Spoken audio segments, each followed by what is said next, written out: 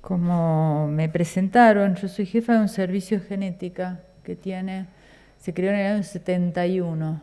Tenemos dos grandes activos que son, por un lado, la gente que trabaja ahí, que es gente que son todos pediatras, todos genetistas, todos especialistas, que hace mucho tiempo que estamos trabajando juntos, y el otro activo es un historial de más de 27.000 familias.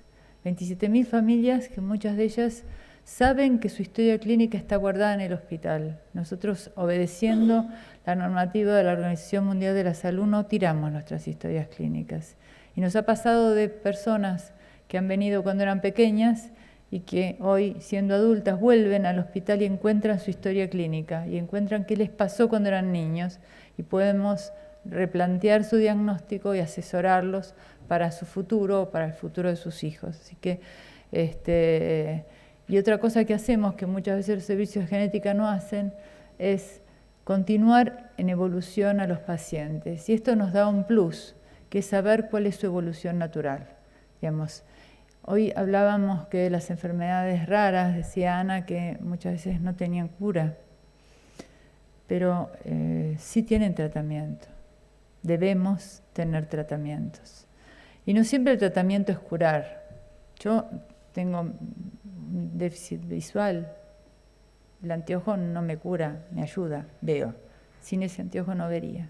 Bueno, tenemos que buscar anteojos, ortesis, sillas,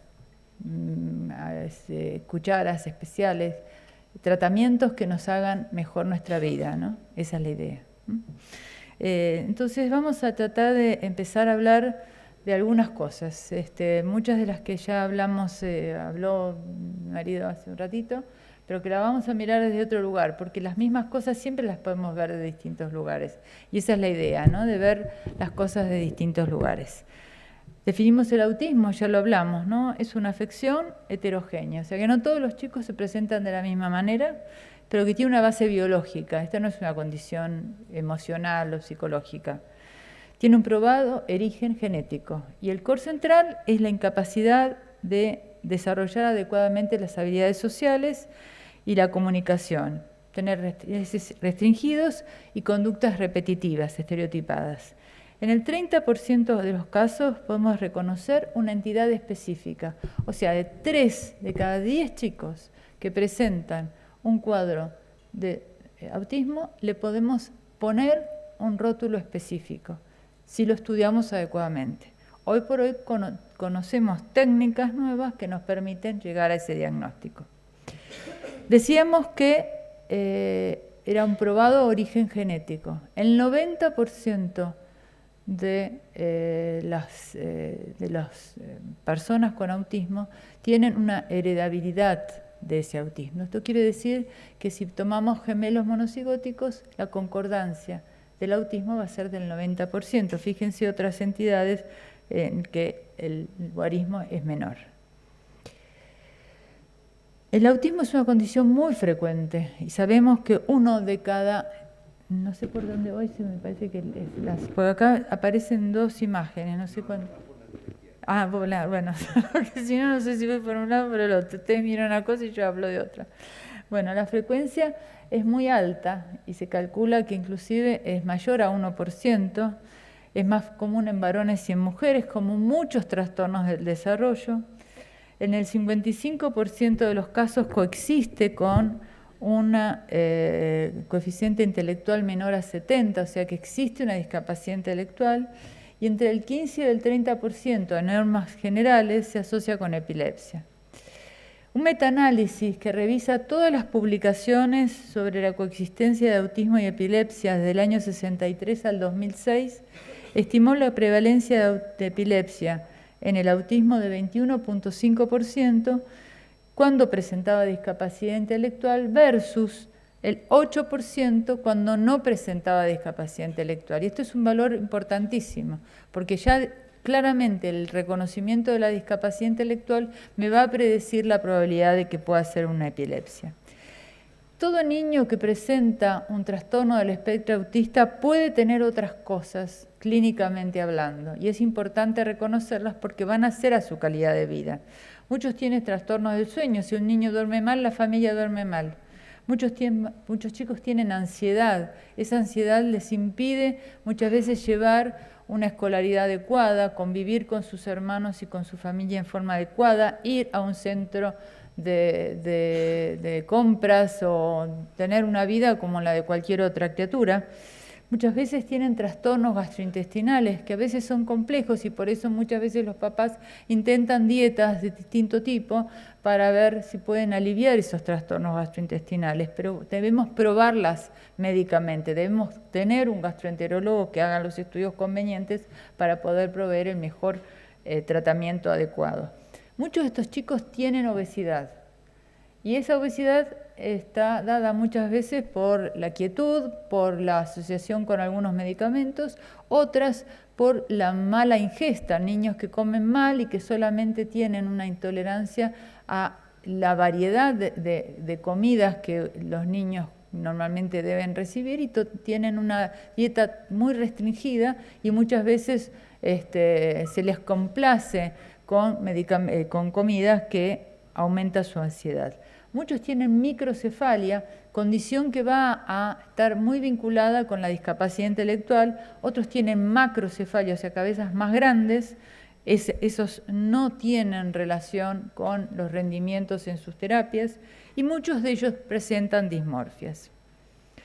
Los avances en la biología molecular, tanto como en la epidemiología, en la bioinformática y en todas las áreas de la tecnología, han permitido un incremento exponencial en los conocimientos que hoy tenemos sobre la etiopatogenia de muchas de estas condiciones, tanto como el autismo, la epilepsia, la discapacidad intelectual, las encefalopatías epilépticas, entre muchas otras condiciones.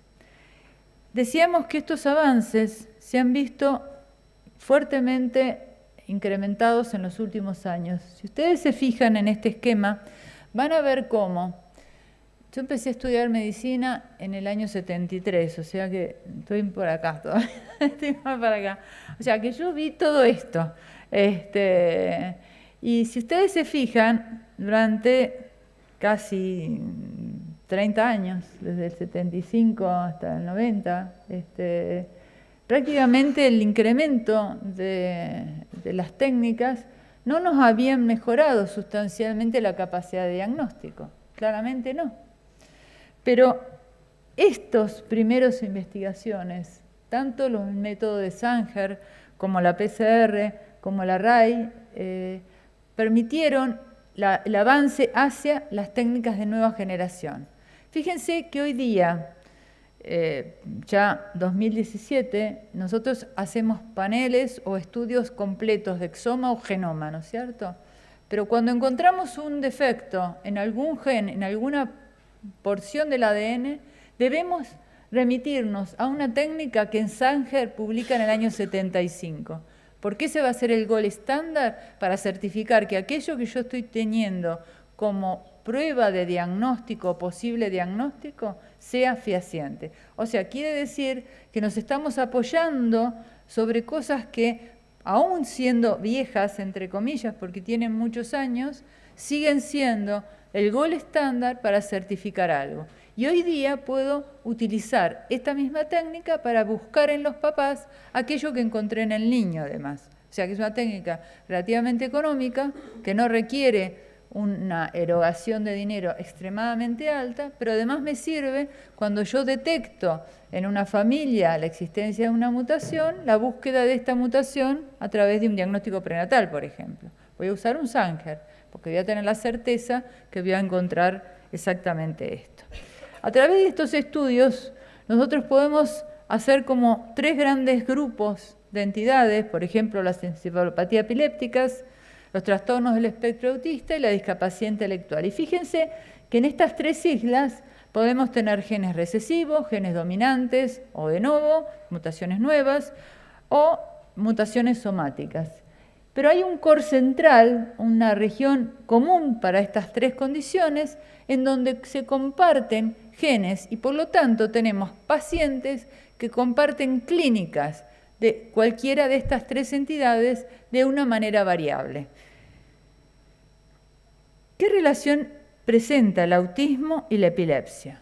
Bueno, vamos a ver que desde las primeras descripciones de Kanner, cuando él escribe a sus primeros 11 pacientes con autismo, y él los vuelve a revisar en el año 72, él dice que 2 de estos 11 chicos habían presentado en el curso de su vida epilepsia. O sea, que ya en las primeras descripciones, prácticamente a mediados del siglo pasado, ya sabíamos que el autismo y la epilepsia tenían cierta vinculación. Si bien el autismo parece ser claramente una condición clínica y etiológicamente heterogénea, un alto porcentaje de pacientes con autismo pueden padecer epilepsia. Y existen condiciones médicas específicas en las cuales ambas condiciones están juntas. Y por lo tanto, conocer el diagnóstico ya me va a predecir la posibilidad de que un niño que tenga autismo desarrolle epilepsia y puedo adelantarme a esa situación y saber adelantar a los pediatras, adelantar al neurólogo, adelantar a la familia que esto puede ocurrir y no ocurrir de una manera súbita. Aquellos niños con autismo y fenotipo atípico, y esto un poco lo que hablábamos, de encontrar rasgos a nivel del fenotipo que me ayuden a identificar o a prevenir o a imaginar que alguien presenta una determinada condición, estos chicos tienen 10 veces más chances de presentar una condición genética diagnosticable. Fíjense qué importante la meticulosidad en el estudio de un fenotipo de un paciente que me va a predecir la posibilidad de tener un diagnóstico. También existen factores ambientales que yo tengo que registrar en la historia clínica de un paciente. La existencia de bajo peso al nacer, la prematuridad, la edad materna o paterna avanzada, ciertos factores inmunológicos que hoy en día se están estudiando, son todos factores que deben ser tomados en cuenta a los efectos de poder decir que estamos frente a una situación de riesgo. Esto determina la diferencia de frecuencias de epilepsia entre las distintas series reportadas, que puede ir tanto desde el 4 al 47%. 3 a 22 veces más chances de presentar epilepsia que la población general. Y estas cifras varían conforme a las edades de los pacientes. En niños con autismo muestran epilepsia aproximadamente a los 3 años y luego un segundo pico en la adolescente. El 44% de los niños con autismo presentarán epilepsia en algún momento de su vida. 4 a 5% de los niños con epilepsia recibieron un diagnóstico de autismo subsecuentemente. Los trabajos de Tushman en los últimos 5 o 10 años se han focalizado específicamente en la relación de autismo y epilepsia y han encontrado, por ejemplo, que el 14% tenían epilepsia en una serie de 302 niños con autismo. Cuando se excluía la discapacidad intelectual, el autismo presentaba epilepsia en el 6% de los casos. Es decir, que la discapacidad intelectual representa el mayor riesgo para desarrollar epilepsia en un niño que debuta con un trastorno del espectro autista.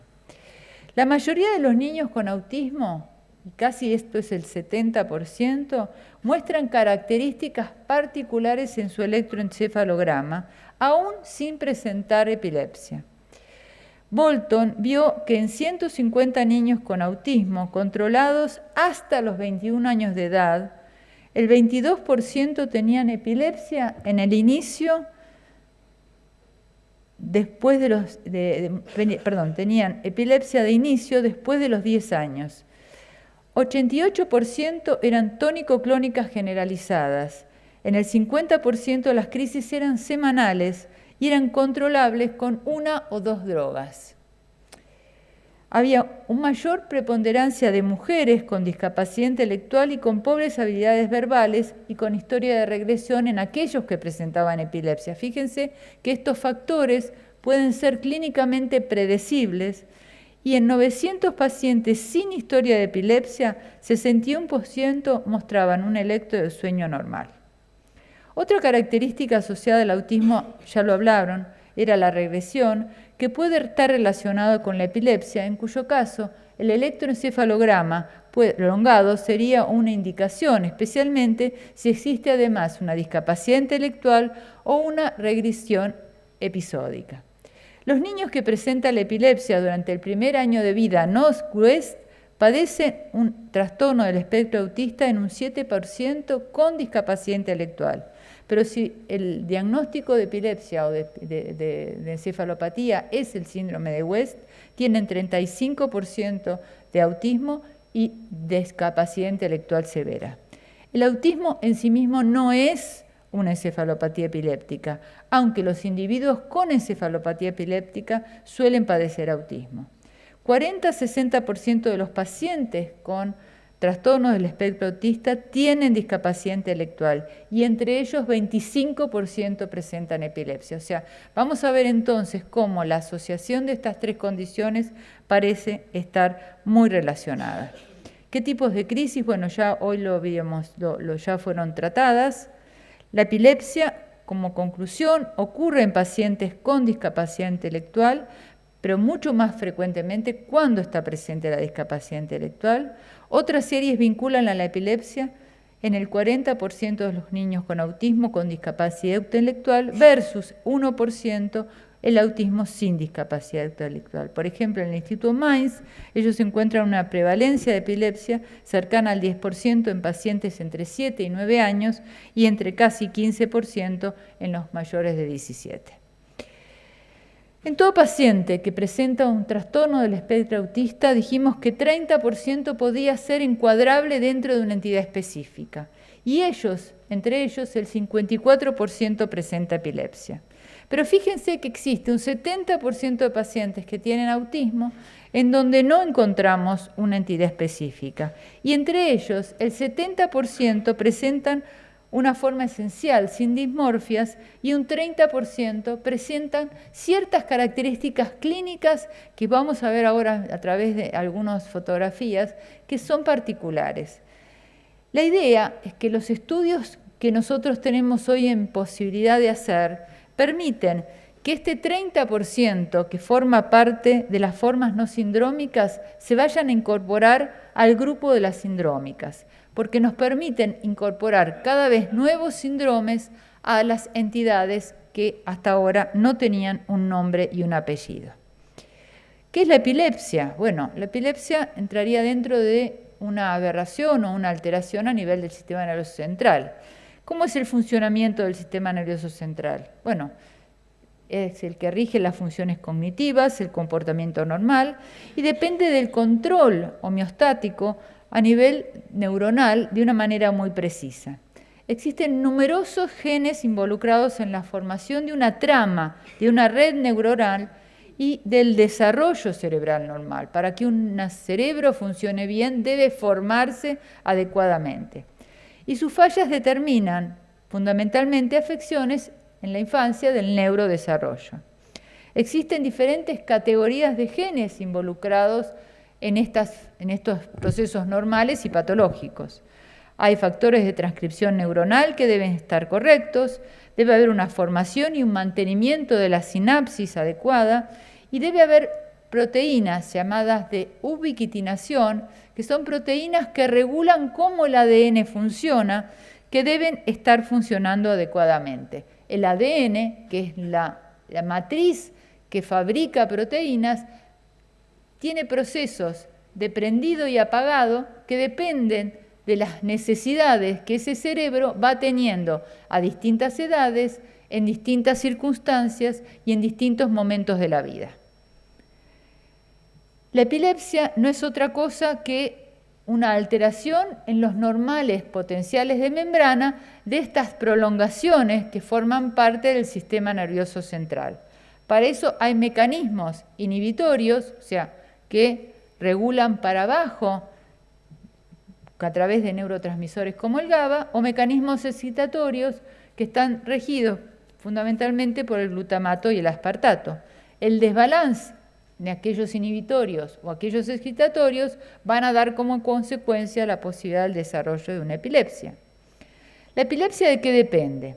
De una morfología cerebral normal, de la liberación adecuada de neurotransmisores y el estado o conformación de receptores, que son los que reciben esos neurotransmisores, que pueden sufrir modificaciones durante los procesos de maduración cerebral. El rol clave en el tiempo es fundamental para el reconocimiento de distintos fenómenos en distintas edades.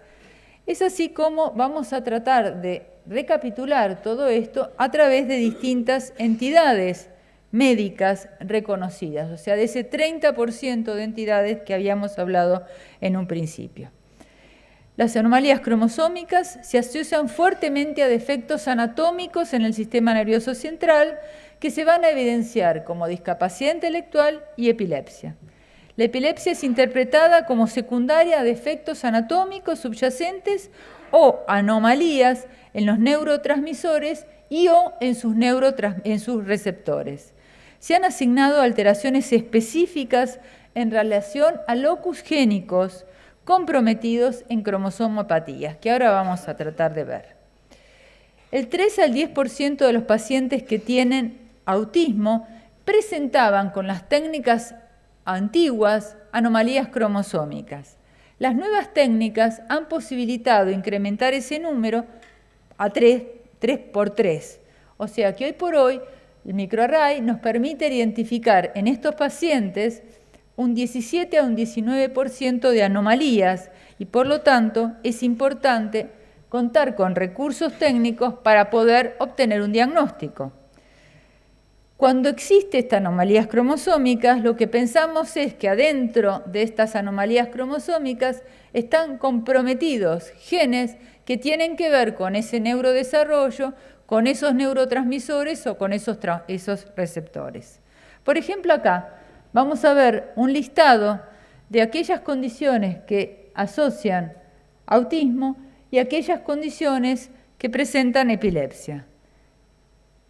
Vemos que en negrita ambas columnas pueden asociar unas con otras ambos fenómenos, o sea que es muy común que las anomalías cromosómicas que presentan autismo presenten simultáneamente epilepsia.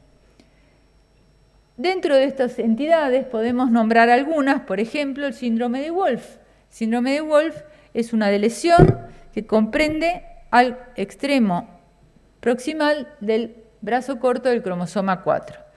Estos chicos presentan entre el 50 y el 100% de los casos espasmos tónicos, mioclónicos, crisis parciales complejas, estatus epilépticos. ¿Cómo hago diagnóstico? Con un simple estudio cromosómico. O sea, muy barato. Solo su reconocimiento clínico me va a permitir elegir el estudio que va a ser el conveniente para su reconocimiento. ¿Por qué tienen estos problemas? Porque en el 80% de los casos tienen afinamiento del cuerpo calloso, alteraciones en la sustancia gris y blanca, agrandamiento de ventrículos, atrofia corticales. O sea, esos genes que están en ese pedacito que está faltante genera una modificación del sistema nervioso central y justamente en esa región existe un receptor, que es el receptor alfa 4, para el gamma aminobutírico. El GABA, habíamos hablado que era un neurotransmisor que intervenía en los factores exhibitorios e inhibitorios del sistema nervioso central. Otra anomalía cromosómica, el síndrome de Angelman. El síndrome de Angelman es un síndrome muy conocido, hace muchos años que fue descrito, ya hace prácticamente más de 50 años que es reconocido y por lo tanto conocemos mucho más de estos síndromes que de los síndromes que estamos reconociendo hoy día, porque justamente la existencia de muchos investigadores, de muchas presentaciones de casos clínicos, hace que hagamos una serie de listados de características y podamos determinar que esas características en qué porcentaje están presentes en muchos niños. Cuando tenemos una cohorte de niños afectados muy pequeña, tenemos poquitos conocimientos, tenemos que incrementar esa cohorte para poder determinar cuáles de estas características son las más frecuentes y además ver de esas pacientes cuál es su evolución natural a lo largo del tiempo. ¿Qué ocurre acá? Acá falta un pedacito en un cromosoma que es el cromosoma número 15, a nivel de su brazo largo.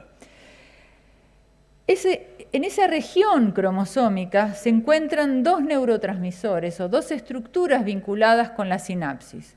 Uno se llama V3A y otro es el receptor beta 3 del GABA. Justamente esto crea un cuadro de una encefalopatía grave con micro y braquicefalia, retardo de crecimiento, discapacidad intelectual, falta de lenguaje. En algunos chicos, como por ejemplo acá vemos esta hermanita, fíjense el color de sus hermanos que se están bañando con ella ahí, es castañito de pelo, y sin embargo la pequeña más rubia es la afectada.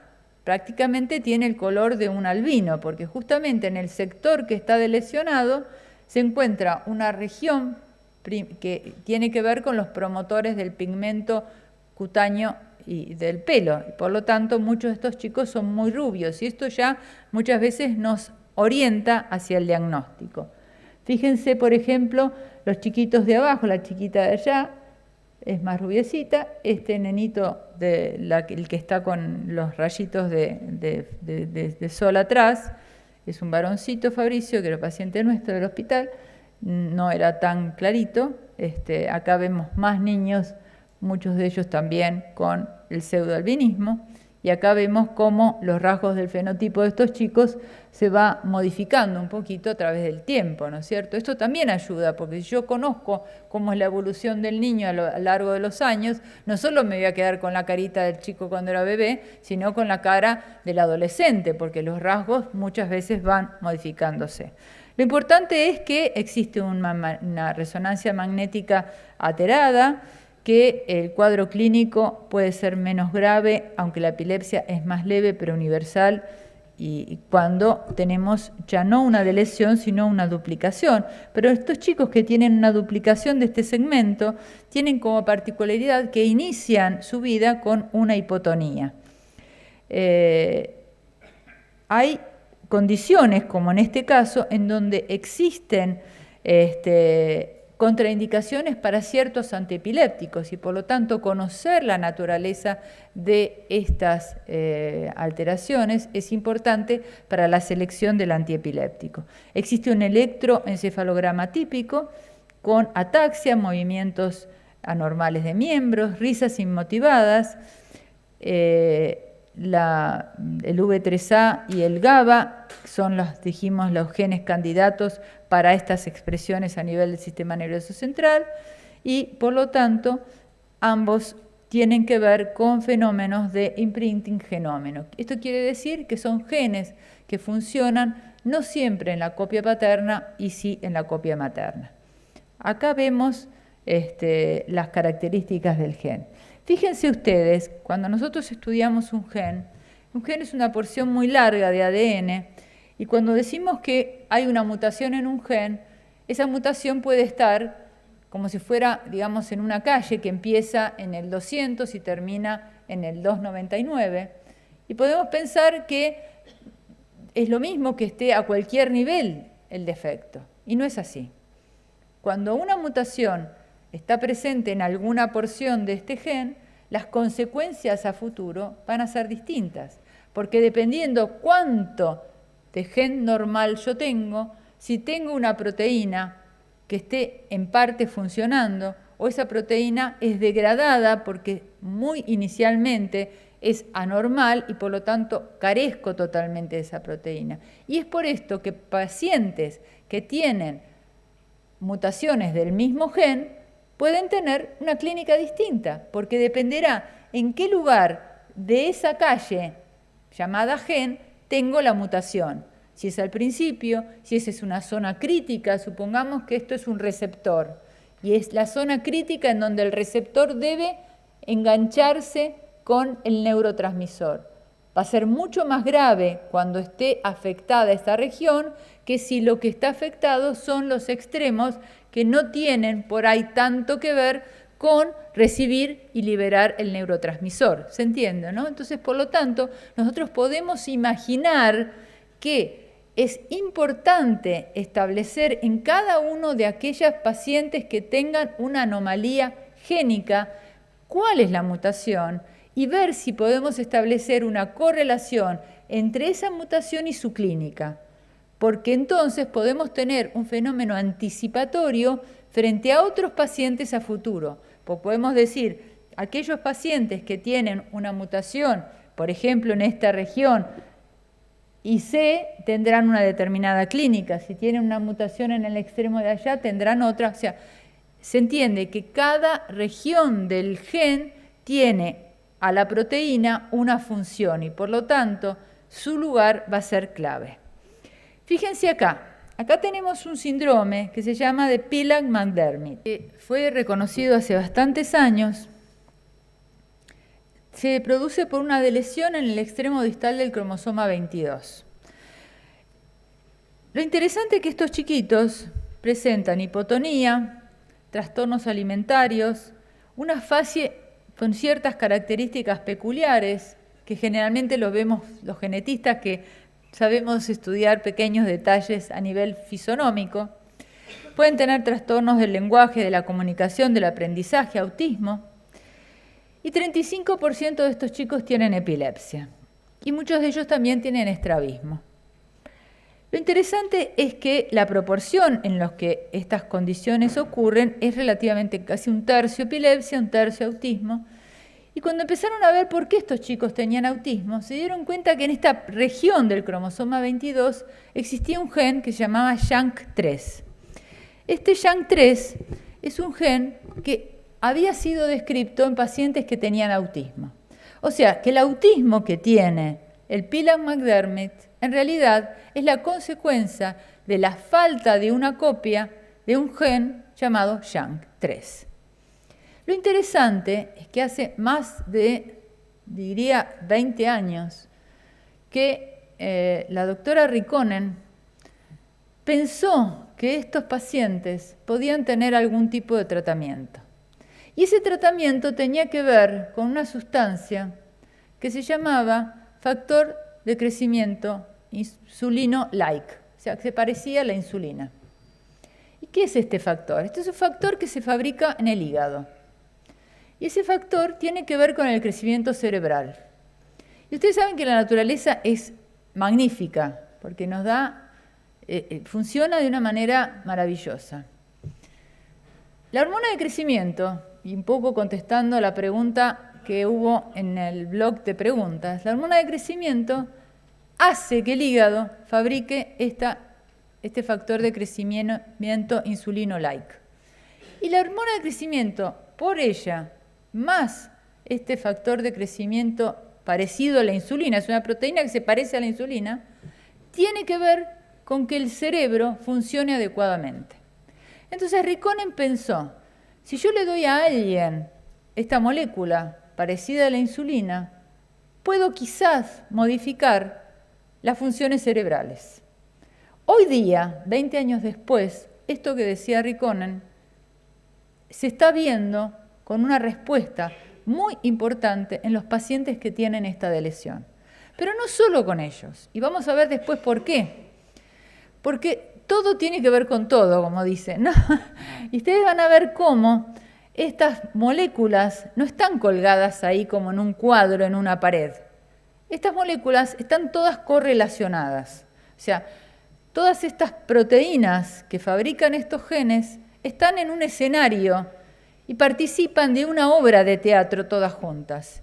Y yo puedo modificar la función de alguna, quizás indirectamente puedo mejorar la función de otras. Es como una obra de teatro. Si alguien funciona mal o actúa mal, quizás yo puedo mejorar, darle más papel a un mejor actor y tratar de neutralizar el efecto nocivo de un actor que no habla muy bien, ¿no es cierto? Entonces, la haploinsuficiencia del YANK, como decíamos, es la responsable del autismo que presenta el Phelan. Es una proteína postsináptica que regula el metabolismo del receptor mGlur, lo hablamos hoy ya. Ustedes ven que estamos repitiendo lugares comunes, ¿no es cierto? Y que también tiene que ver con el AMPA. Ahora vamos a ver dónde está ubicado todo esto y que actúa a nivel de los canales voltaje dependientes de potasio y que desde años, como decíamos, es sujeto de tratamiento. Acá tenemos un listado de diferentes anomalías génicas, de defectos génicos, en donde se relacionan el autismo, la epilepsia, la discapacidad intelectual. Acá tenemos, por ejemplo, un listado en donde podemos ver regiones cromosómicas y genes con condiciones específicas en donde se asocia epilepsia y discapacidad intelectual. Y dos palabras respecto a dos de estos síndromes, porque es imposible que diéramos cuenta a todos ellos. Por ejemplo, el síndrome de equifrágil, que fue motivo de estudios durante muchísimos años, se debe a una expansión, o sea, que hay un crecimiento en una porción de un gen. O sea, los genes pueden cambiar de tamaño. Y justamente una porción de un gen puede crecer. Al crecer esta porción, que está toda repetida con una letra que se llama citosina, esto atrae moléculas de una molécula química que se llama metilo, y este metilo a su vez trae a otras que vienen junto con ella y hace que esta primer porción del gen esté llena de otras proteínas e imposible que la maquinaria que tiene que entrar para que ese gen se transcriba lo haga. O sea, es como si yo hubiera puesto un corcho en la primer porción de un gen. Y por lo tanto ese gen está perfecto de ahí en adelante, pero no se puede transcribir. Entonces la proteína no está. Y entonces lo que tenemos como consecuencia es la carencia de una proteína porque no se pudo sintetizar, porque hubo algo que interfirió en su síntesis.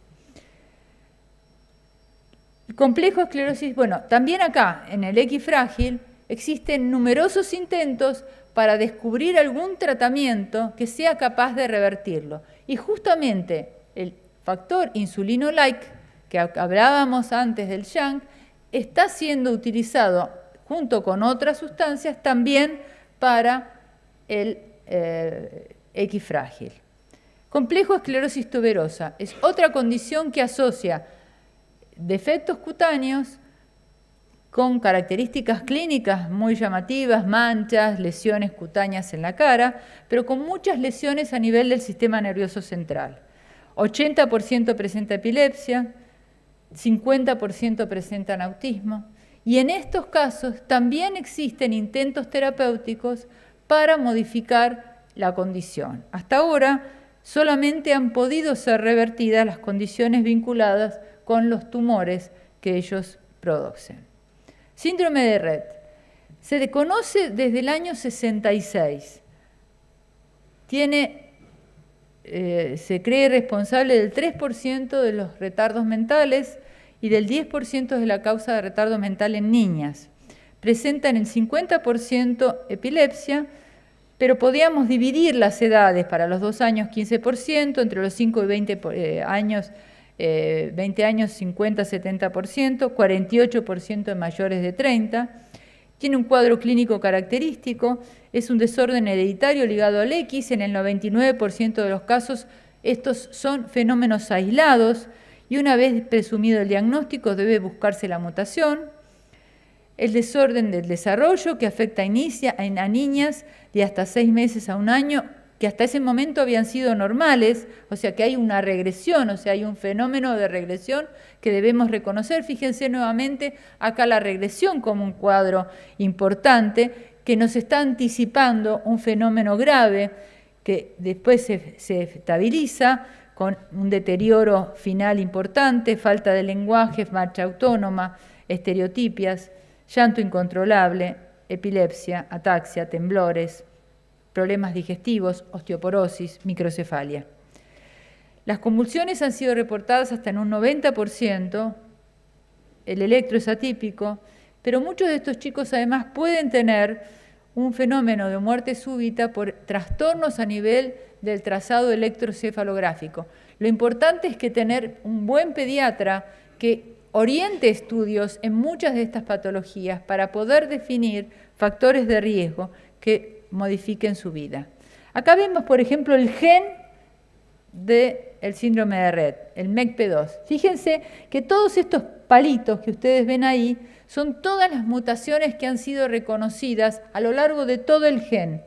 Cada una de estas mutaciones puede correlacionarse con algún fenotipo especial. Lo que hablábamos antes, no es lo mismo que yo tenga una mutación en la región que se llama MBD o la TRD o al final o al principio. Cada una de ellas va a tener una clínica distinta y por lo tanto no todos los pacientes que tienen una determinada patología tienen un exacto cuadro clínico, justamente porque por ahí tenemos una proteína que funciona en parte y por lo tanto tenemos características. Bueno, lo que hablábamos antes, acá tenemos un gen con un promotor y ese promotor se le adiciona grupos metilos que a su vez llaman al SIN3A, que es otra proteína, y ahí se incorpora el metil-CP-binding protein. ¿Qué quiere decir metil-CP-binding protein?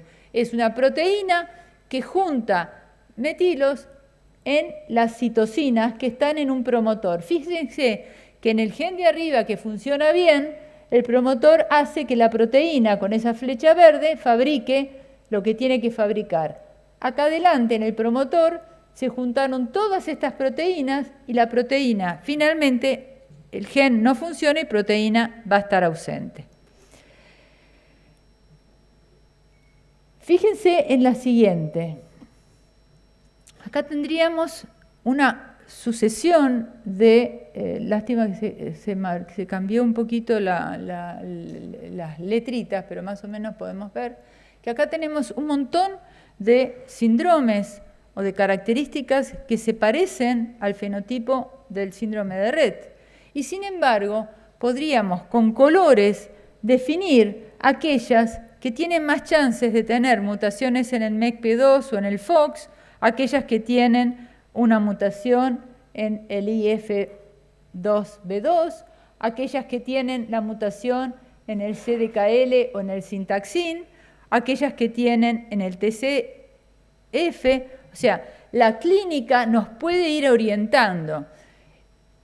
Díganme que esto es fácil. No, claramente no es fácil. Y por lo tanto, hoy por hoy, cuando nosotros encontramos este cuadro, si bien establecemos o debemos establecer claramente las características clínicas de nuestros pacientes y por ahí tener una presunción respecto a qué gen va a aparecer, lo que sí vamos a ofrecer van a ser paneles. Para lo cual, el laboratorio debe tener mi presunción clínica. Porque si el laboratorio no recibe de parte del clínico una orientación, puede ser que en ese panel el grado de profundidad o de certeza para cubrir un determinado gen no sea el suficiente. Y me diga que el panel es normal. Pero yo le digo, mira, yo pienso que por la clínica puede tener una mutación del MECP2 o por la clínica me inclino más a pensar que está comprometida la proteína Syntaxin B1, entonces el laboratorio va a tener la obligación de que en ese panel el grado de profundidad en el que analiza a esa proteína, a ese gen, sea el adecuado para poderme decir específicamente que está normal o no. Y si encuentra una anomalía, ahí sí vamos a hacer, como contábamos antes, la certificación mediante Sanger, para lo cual un laboratorio que trabaje correctamente debe tener estos protocolos absolutamente bien definidos. Acá tenemos otros genes involucrados en autismo y sus puntos de acción. Lo importante es imaginar que los genes candidatos pueden estar actuando en distintos niveles. Por ejemplo, pueden estar actuando a nivel de la sinapsis, pueden estar actuando a nivel de la adhesión entre las células, puede estar actuando a nivel de la actividad de las neuronas, pueden haber tenido que ver con el neurodesarrollo, pueden tener que ver con los canales de calcio, con los canales de sodio, potasio eventualmente, con los receptores para los neurotransmisores.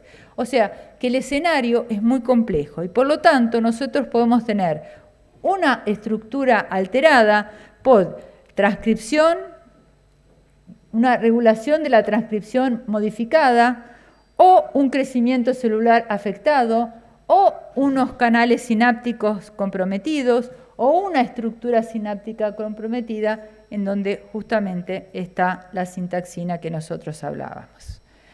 Yo les contaba que estos no son cuadros que yo voy a poner en una pared y que no tienen nada que ver unos con otros.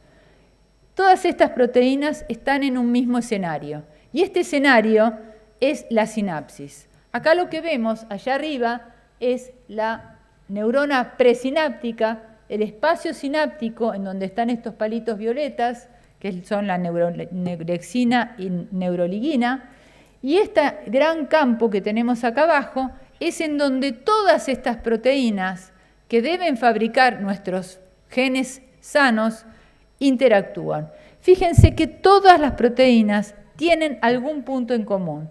Entonces encontramos, por ejemplo, allá en rojo, las proteínas vinculadas con la esclerosis tuberosa, el complejo esclerosis tuberosa. Encontramos en verde el mTOR, que tiene que ver, por ejemplo, con algunas patologías como la neurofibromatosis, la esclerosis tuberosa, el costelo. La proteína FMPR, que tiene que ver con el X frágil. ¿Se acuerdan que yo les decía, si yo no la tengo la proteína, esa función que tiene que ver con todo este circuito se va a ver alterado? Tenemos el MECP2, que está relacionado con el síndrome de Rett. Fíjense que allá arriba, en rosa, tenemos al SHANK. ¿Se acuerdan que lo hablábamos al SHANK, que tenía que ver con el Pilan-Madermum, que podía ser modificable a través del insulin growth factor? Fíjense cómo por ahí, actuando sobre algunos de estos eslabones de esta cadena, puedo modificar el funcionamiento de otros.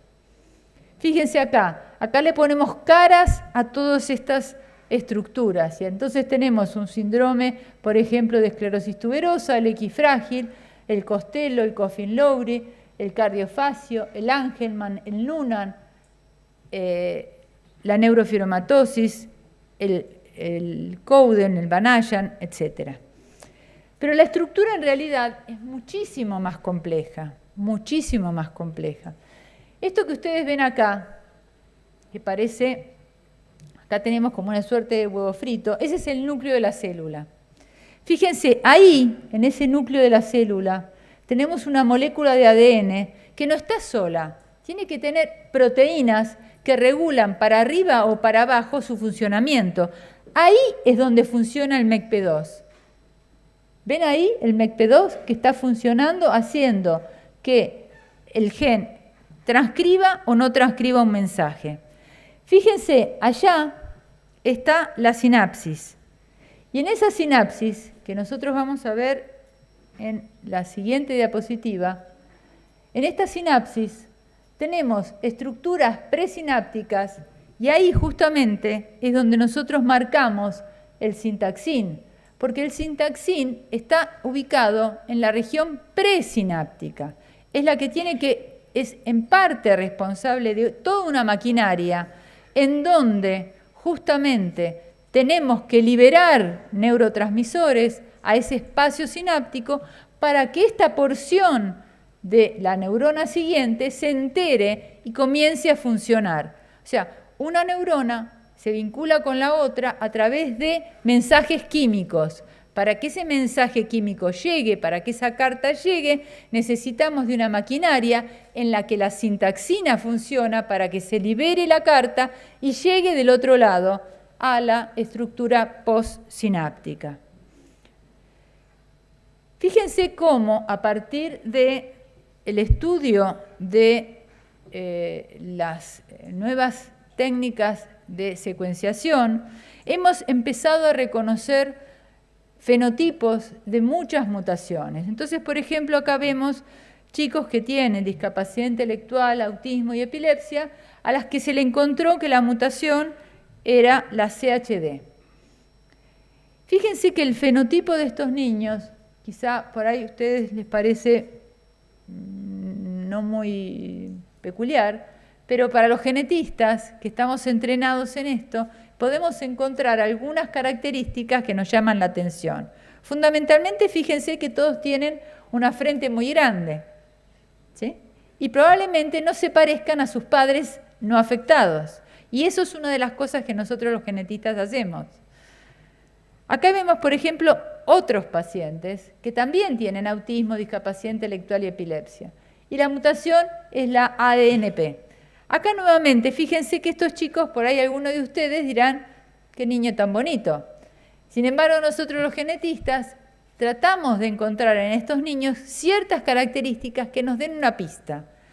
Y en este caso también podemos encontrar, por ejemplo, fíjense la chiquitita esta rubia de acá a la derecha, que tiene una frente bastante prominente. Todos tienen en general el mentón pequeño y medio picudito, esta parte marcada, bueno, cosas que los genetistas aprendemos a ver. Nuevamente acá, otra mutación del DIRCA1A, también niños que tienen cierta fisonomía que nos llama la atención o que se va conformando a través del tiempo y que por lo tanto tenemos que aprender a ver. Entonces, estudios de genómica, que es como se llaman estas técnicas, han permitido reconocer numerosos genes, en este caso muchos de ellos juegan un rol clave en la ocurrencia de autismo, discapacidad y epilepsia. Entonces, vamos a ver que las encefalopatías epilépticas como grupo son condiciones que presentan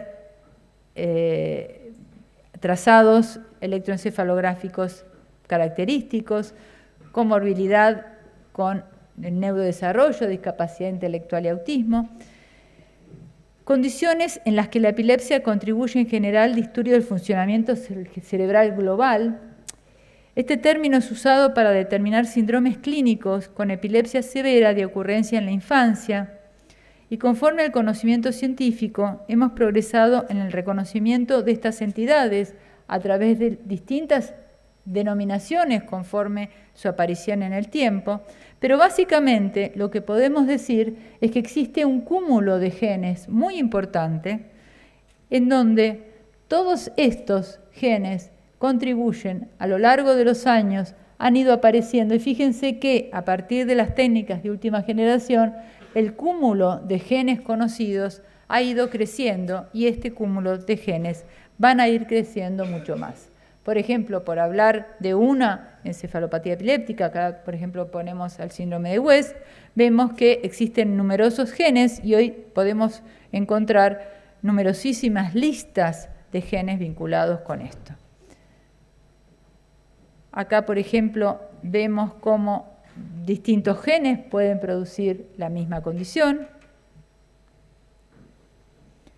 Y nos vamos a centrar dos palabras en la sintaxina, que es una proteína que, como ustedes ya dijimos, tiene que ver con una modificación en una secuencia de un gen que se encuentra en el brazo largo del cromosoma 9.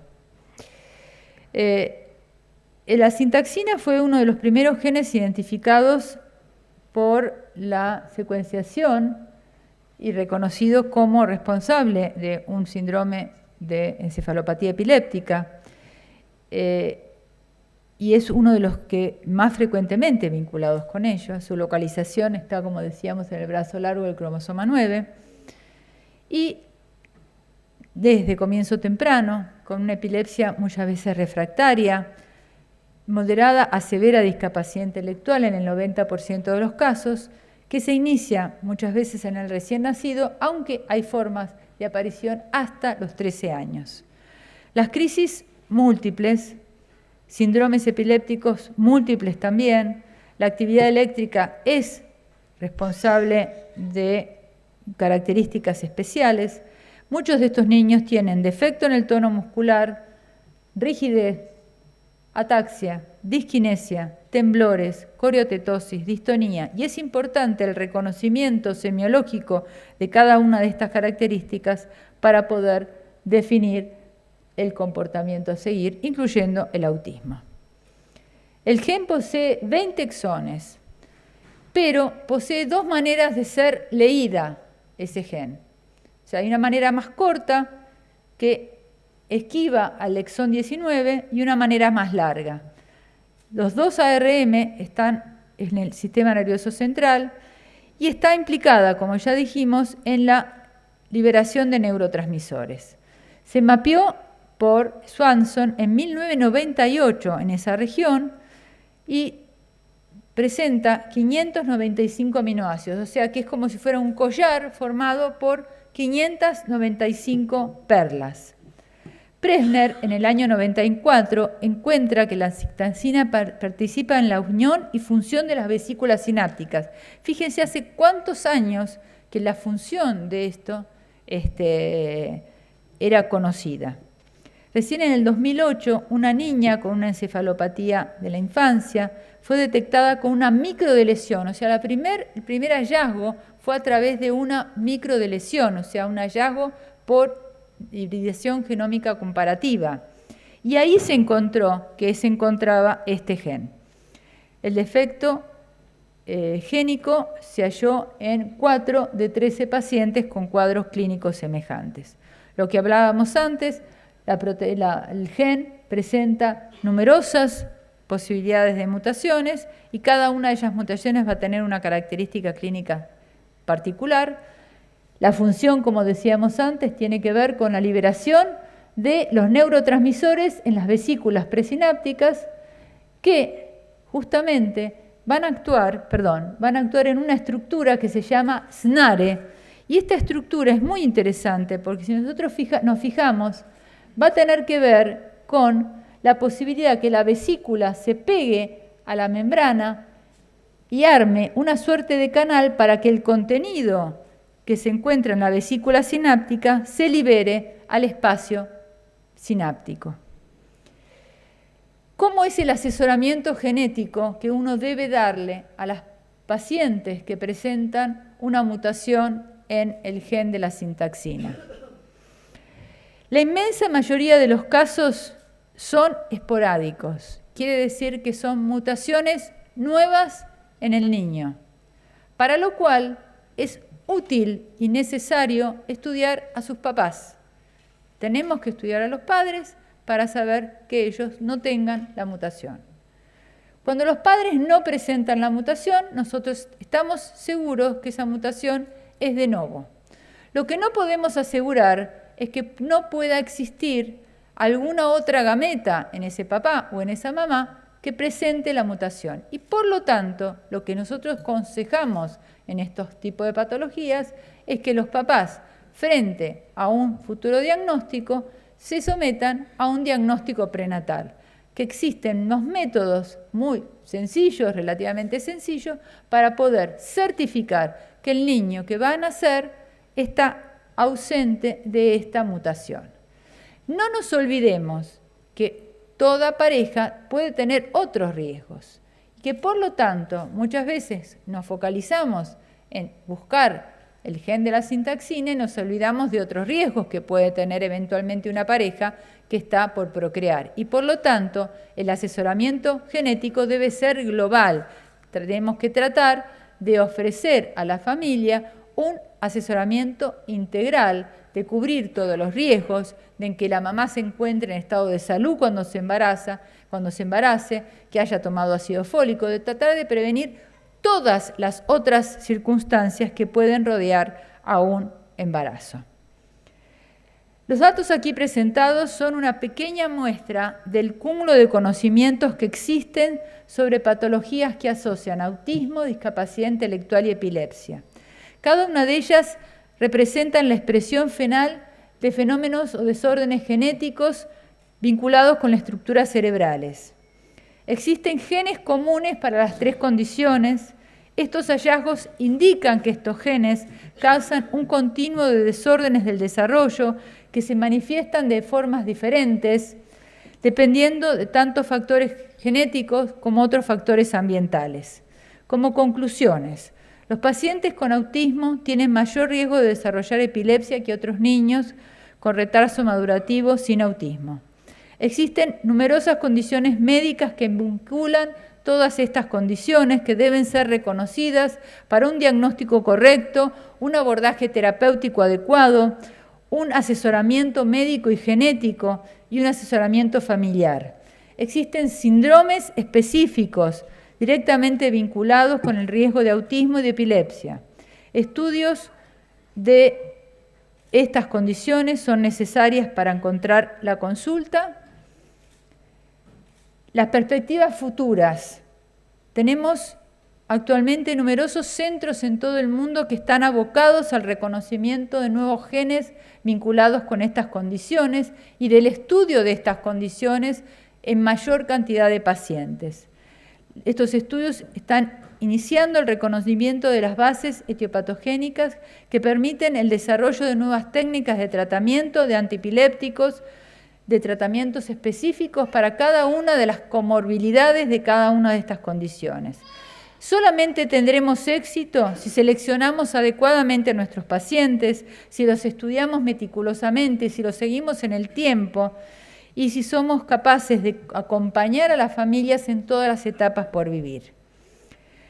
Como última reflexión, sabemos que ningún mal en calma hizo experto a un marinero. Todos nosotros estamos navegando en este mar y estamos tratando de llevar adelante todas estas tormentas que nos van a hacer un poquito mejor marineros. Sin la ayuda de los padres, sin la ayuda de las asociaciones de padres, sin las ayudas que los gobiernos deben dar a todas estas estructuras médicas, no vamos a poder llegar al puerto que queremos. Por lo tanto, es importante que todos trabajemos en forma mancomunada y que compartamos nuestros conocimientos en forma generosa. Y bueno, les agradezco nuevamente la invitación y espero que haya sido útil lo que les conté esta mañana. Muchas gracias.